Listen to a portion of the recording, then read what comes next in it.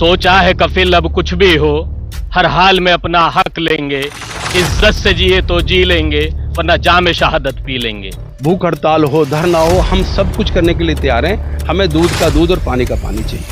और आरिज के साथ अगर नाइंसाफी होगी और उसको इंसाफ नहीं मिलेगा तो हम तमाम तलबा, मैं पूरी जिम्मेदारी के साथ अपनी यूनिवर्सिटी के तमाम 40,000 तलबाओं के साथ की तरफ से ये बात कहने आया हूँ कि हम लोग सड़कों पे निकल के आरिज के लिए कैंडल मार्च ही नहीं, उसके लिए इंसाफ की आवाज़ तब तक लगाएंगे जब तक जो इसके कातिल है और जो इसमें शामिल है इसको पूरी तरीके से इसको अंजाम तक नहीं पहुंचा दिया जाए।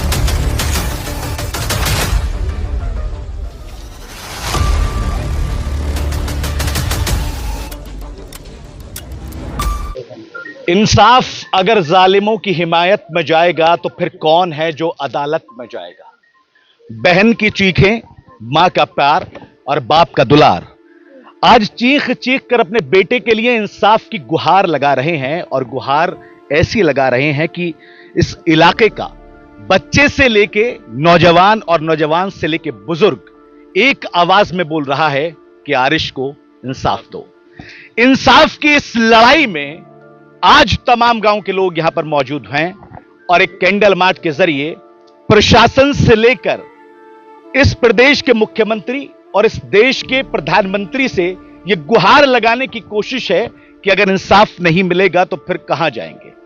आरिश के इंसाफ की लड़ाई में आज कुछ चीजें आपके सामने लेके आने की कोशिश करूंगा कि आखिर कहां से क्या शुरू हुआ, कहां पे क्या हुआ और प्रशासन पीछे क्यों हट रहा है। कुछ लोग मेरे साथ हैं। सबसे पहले रविंद्र जी, इंसाफ की इस लड़ाई में जो आपने एक लड़ाई शुरू की है, यह लड़ाई कहां तक जाएगी? क्यों? सवाल इसलिए क्योंकि ये तख्तियां, ये बोर्ड, ये साइनिंग बोर्ड चीख चीख कर कह रहे हैं कि प्रशासन कार्रवाई करने को तैयार नहीं है। अगर प्रशासन कार्रवाई नहीं कर रहा तो इंसाफ कैसे मिलेगा? देखिए, जिस बच्चे की 6 महीने पहले हम शादी की खुशियां मना रहे थे और 6 महीने के बाद उसकी हत्या या आत्महत्या क्लियर होती है 3 महीने के अंदर, तो बताइए इससे बड़ा दुर्भाग्य हो सकता है? आज पूरे क्षेत्र का, गांव का एक एक बच्चा, नौजवान यहाँ खड़ा नजर आएगा आपको। हम ये चाहते हैं, हमें इंसाफ मिलना चाहिए। और रही हद तक की जाने की बात, भूख हड़ताल हो, धरना हो, हम सब कुछ करने के लिए तैयार हैं। हमें दूध का दूध और पानी का पानी बिल्कुल क्लियर है।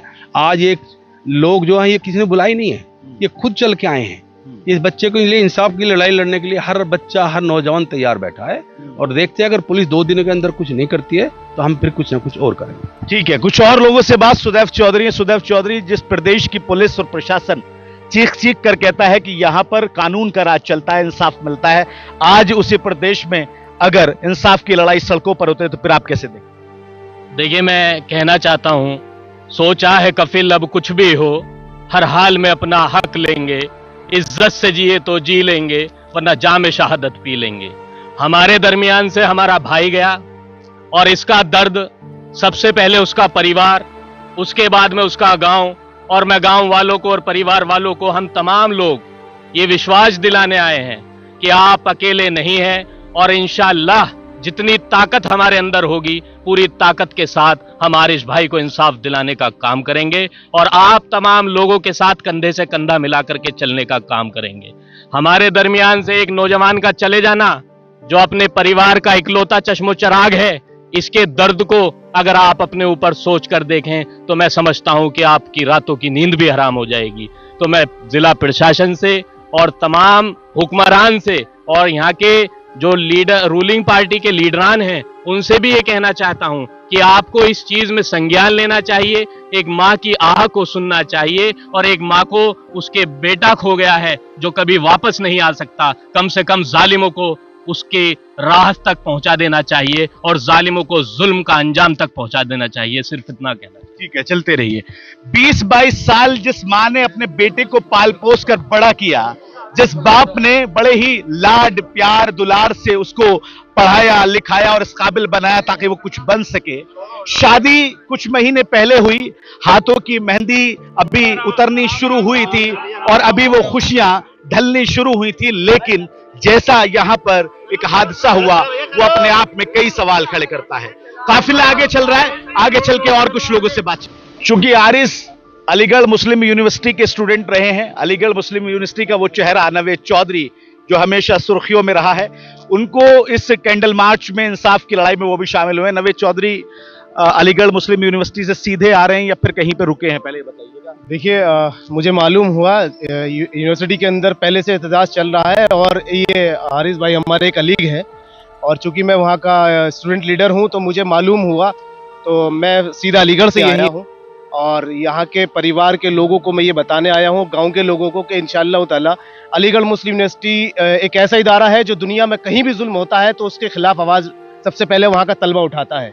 और आरिस के साथ अगर नाइंसाफ़ी होगी और उसको इंसाफ नहीं मिलेगा तो हम तमाम तलबा, मैं पूरी जिम्मेदारी के साथ अपनी यूनिवर्सिटी के तमाम 40,000 तलबाओं के साथ की तरफ से ये बात कहने आया हूँ कि हम लोग सड़कों पे निकल के आरिस के लिए कैंडल मार्च ही नहीं, उसके लिए इंसाफ की आवाज़ तब तक लगाएंगे जब तक जो इसके कातिल हैं और जो इसमें शामिल हैं इसको पूरी तरीके से इसको अंजाम तक नहीं पहुंचा दिया जाएगा और उनको जो है सज़ा नहीं मिल जाएगी, इनके घर वालों को इंसाफ नहीं मिल जाएगा, तब तक अलीगढ़ मुस्लिम यूनिवर्सिटी का तलबा उनके साथ शाना बशाना इंशाअल्लाह ताला चलता रहेगा और उनके साथ खड़ा है। मतलब ये माने कि आरिस की इंसाफ की लड़ाई ये अलीगढ़ मुस्लिम यूनिवर्सिटी की लड़ाई बन जाएगी। देखिए, क्योंकि आप वहाँ के स्टूडेंट लीडर हैं, कई मामलों में आप बढ़ चढ़ के बोलते हैं, तो आपके पीछे जो लोग हैं यानी जो आपके स्टूडेंट हैं इस लड़ाई को अपना बना लेंगे, मान के चले। मैं ये कहूँगा, देखिए ये खाली अलीगढ़ मुस्लिम यूनिवर्सिटी नहीं, जब अलीगढ़ मुस्लिम यूनिवर्सिटी के अंदर पहुंचेगी तो मैं समझता हूं कि आप भी जानते हैं, मीडिया बंधु सब लोग जानते हैं, तो फिर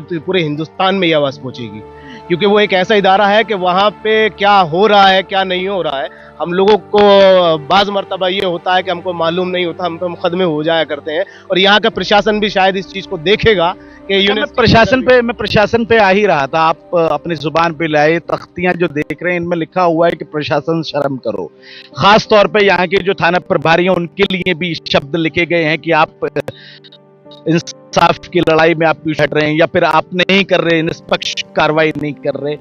आप भी कुछ जरूर देखिए, हम लोगों को जब ये लगता है कि चाहे वो पर्टिकुलर कोई इंसान हो या पर्टिकुलर गवर्नमेंट की तरफ बॉडी का कोई इंसान हो या फिर वो हमारे यूनिवर्सिटी का कोई एडमिनिस्ट्रेटिव बॉडी होती है, तो हम लोग इससे पीछे नहीं हटते हैं, क्योंकि संविधान हमको हक देता है, हमें कॉन्स्टिट्यूशन राइट है एंड हम लोग इसको जितना आगे पहुंचा सकते हैं उतना आगे पहुंचाएंगे। और रही सवाल यहाँ के जो थाना अध्यक्ष हैं, वो मेरी आवाज़ को सुन लें, उन तक ज़रूर पहुंचाइएगा कि थाना अध्यक्ष जी आपको इस पर कार्रवाई करनी पड़ेगी, वरना आपको अपनी कुर्सी भी छोड़नी पड़ेगी। ये मुद्दा अलीगढ़ जाएगा और अलीगढ़ से पूरे।